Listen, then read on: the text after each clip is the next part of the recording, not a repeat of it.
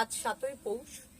প্রতি বছরের ন্যায় আমরা এই দিনটিতে এবছরও চলে এসেছি শান্তিনিকেতনে।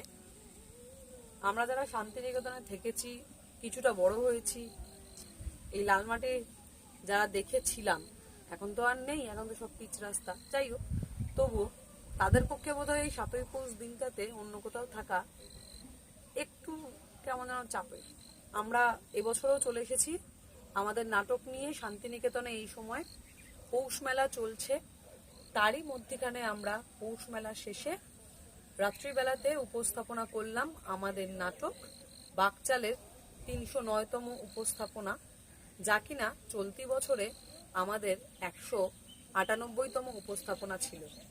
এটি উপস্থাপিত হয় পৌশালীতে, নন্দন বয়েজ হোস্টেলের ঠিক উল্টো দিকেই পৌশালী গেস্ট হাউস, সেখানেই উপস্থাপিত হয় আমাদের আজকের নাটক বাকচাল। রইল তার ছোট্ট একটু অংশ।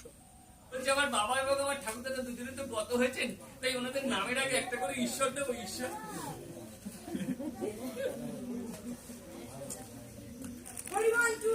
আর একটা কথা বলছি, আমার বাবা এবং আমার ঠাকুরদাদা দুজনে তো আমার কাছে অন্তত পুজো নিল, তাই ঈশ্বরের পরে আর নামের ঠিক আগে মাঝখানে একটা করে শ্রী দেবো। শ্রী